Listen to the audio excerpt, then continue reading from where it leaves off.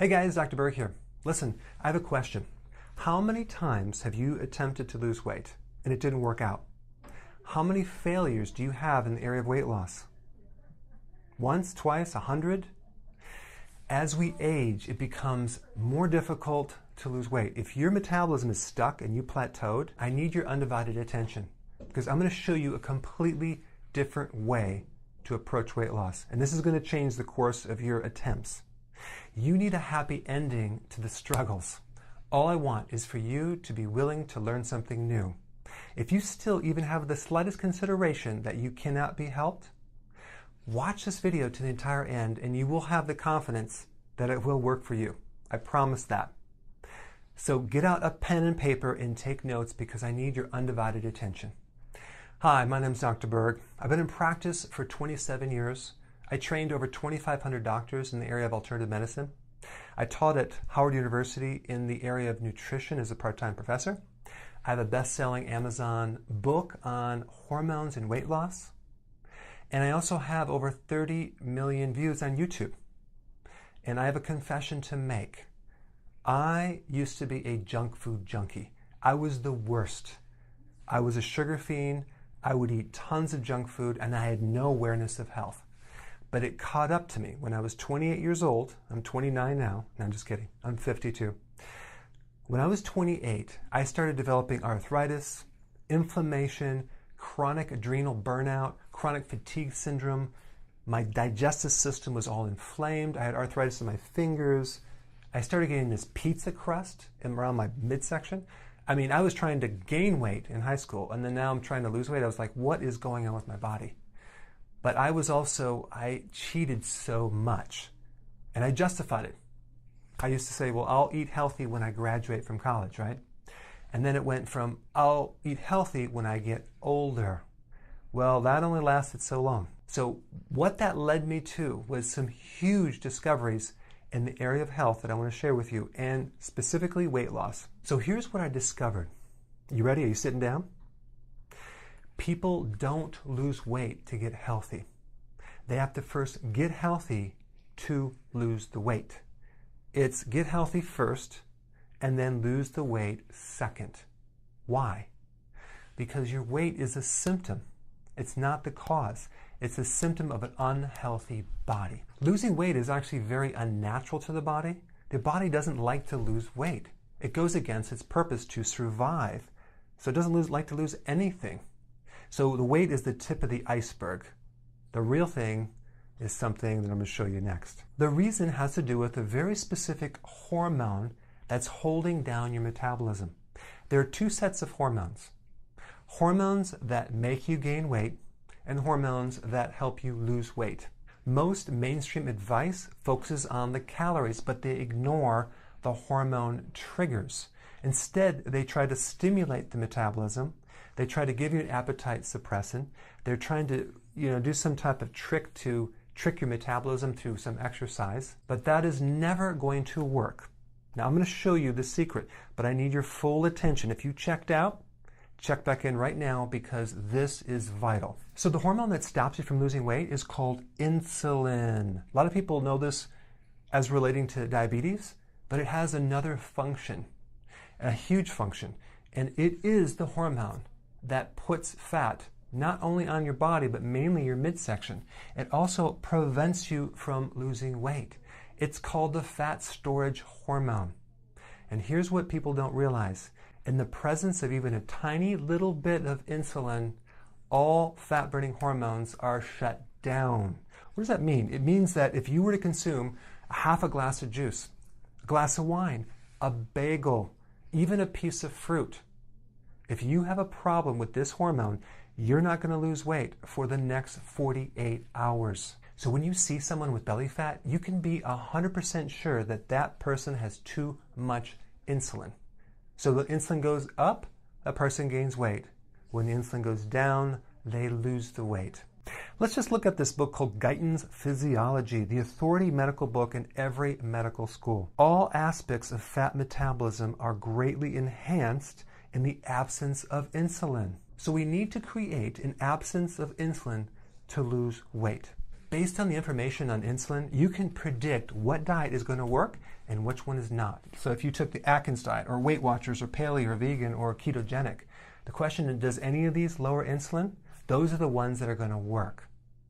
Insulin is the switch that determines whether you burn fat or you make fat. So the next question is, what lowers insulin? Here are the things. Number one, carbohydrates. Now you probably already know this, that low-carb diets are very, very healthy. So you want to cut the sugar out, you want to cut the hidden sugars out. That does include the breads, pasta, cereal, crackers, biscuits, waffles, pancakes, muffins, sodas, juice, alcohol, flavored yogurts, fruits, okay? Most people know that, some people don't. Number two, avoid combining protein with sugar. So if you were going to go to a restaurant and order a breaded piece of meat, or maybe it's a hot and sweet sour chicken, from a Chinese restaurant, or like a hamburger with the bun, or a hamburger with the fries, or a hamburger with the Coke, that will greatly spike insulin way more than if you eat these separated, okay? Number three, and this is one that people don't realize, lean, low-fat proteins trigger insulin more than fattier proteins. So if you were going to buy like a burger, like some burger meat, and you had 95% versus 85%, and there's more fat, I would go for the fattier meat because fat tends to buffer insulin. Lean protein, specifically protein powders like whey protein, that will spike insulin more. That's a new one. Next one, excessive protein. Large amounts of protein convert to insulin. So the ideal amount of protein is between 3 to 6 ounces. Okay, I hope you're taking notes. Next one, MSG, monosodium glutamate. What is that? That is a chemical that enlarges your taste buds to make the food taste more savory, to make it more delicious than it really is. All the fast food places have MSG in their food. Peruvian chicken, they put MSG, like a ton of it. And so there's MSG in so many foods in the grocery store. But here's the problem. It spikes insulin by 200%. Yeah, I know. So here you are, you consume this food, it tastes really, really good, but then all of a sudden you notice the next day you just gained a bunch of weight because it spikes insulin. Next one is stress. So I wrote a book on body types. So the adrenal body type is the one with the belly fat, and that's triggered by cortisol. That's a stress hormone. But here's the thing. Cortisol doesn't increase the belly fat directly. It works through insulin. So stress increases insulin. Okay? And lastly, too frequent meals, too frequently eating. If you eat too frequently, like 5 to 6 times a day versus 2 or 3 times a day, that's going to spike insulin. Why? Because eating in general increases insulin. I know. It doesn't even matter what you eat. It's spiking insulin. So if you're grazing at night or snacking between meals, you're spiking insulin. So that's a hidden source of higher levels of insulin. Now, some of you are going to attempt these actions and you're going to lose weight, but you're not going to fully reach your goal because there is a condition that will prevent you from getting 100% results. Let me show you what that is. It's called insulin resistance. Insulin has become dysfunctional. It's become damaged to the point where it doesn't work anymore. The body is resisting it because there's too much of it. So it blocks it. People with insulin resistance have 5 to 7 times more insulin than normal people. So if you were to test someone with insulin resistance, they might have normal blood glucose, but they have very high insulin levels, but the doctors never check that. You would have to test a fasting insulin test, not a fasting glucose test, completely different, right? And insulin resistance is a pre-diabetic state, but a lot of times it will not show up on normal tests until it's too late and you become a diabetic, okay? So now let me show you the symptoms of insulin resistance. So number one, belly fat despite how many sit-ups you do. You cannot lose your belly fat no matter what. Number two, you get plateaued despite eating healthy. Number three, when you eat carbohydrates, you feel better. It reduces your stress. You become less cranky. Number four, you crave sugar and carbs.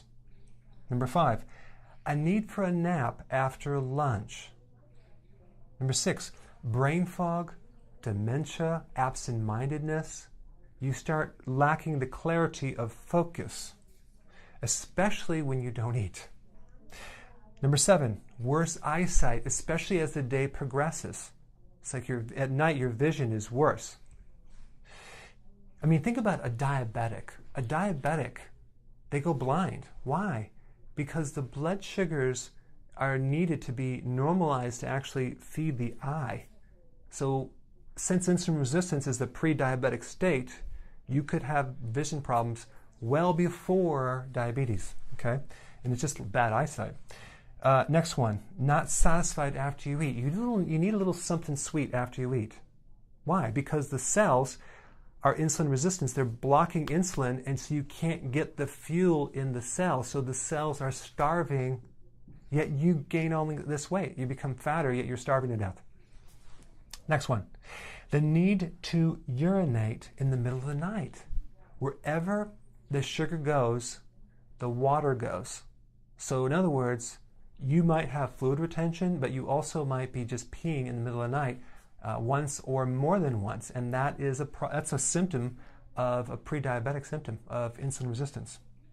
Number 10, swollen belly as the day progresses. Do you find that in the morning your stomach is a little bit lower, but at the end of the day it's swole up, or maybe after you eat it just swells up? That's insulin resistance. So you can see insulin creates a lot of problems. Now, there are also dangerous long-term side effects of too much insulin as well.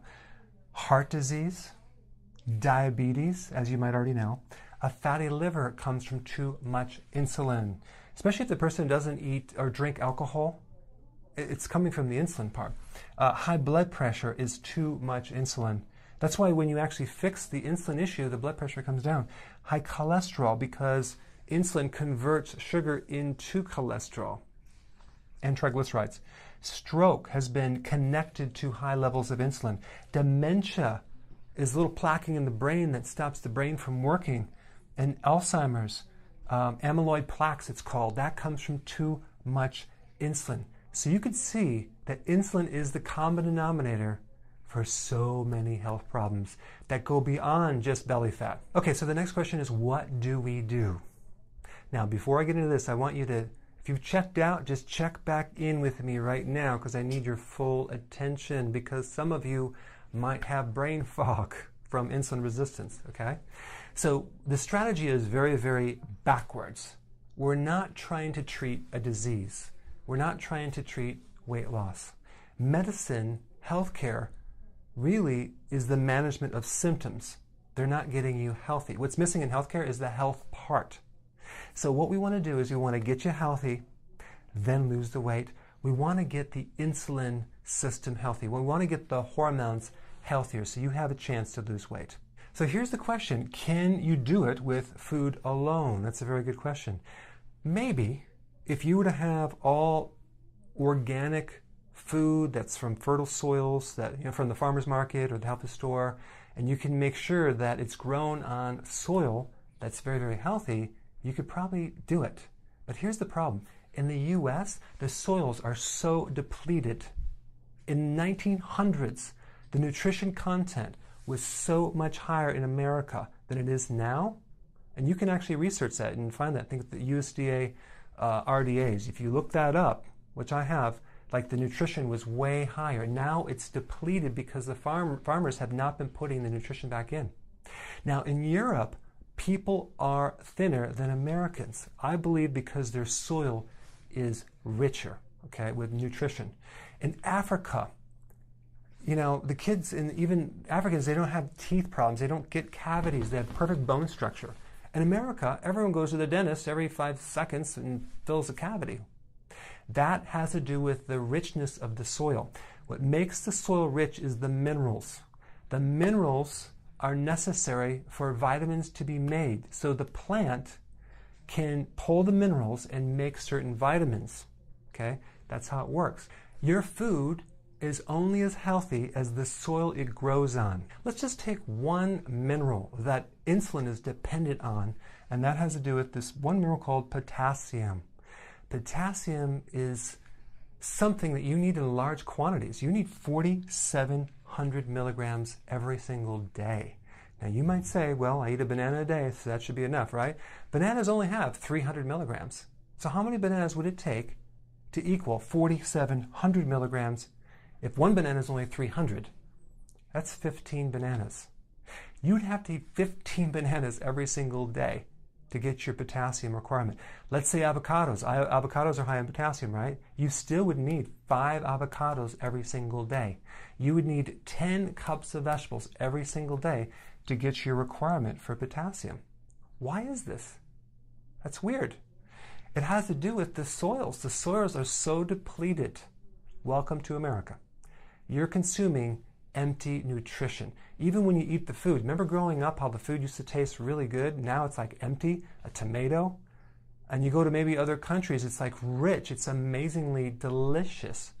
So the point is that this is just one little mineral. So that blew me away when I found that out, but it is the reason why it's causing our endocrine system to suffer and creating massive deficiencies in hormones and glands. So I did some research to find out what ingredient, what remedy that would be grown on organic, nutrient-dense soils that could provide enough nutrition to get us healthy. And this is what I found.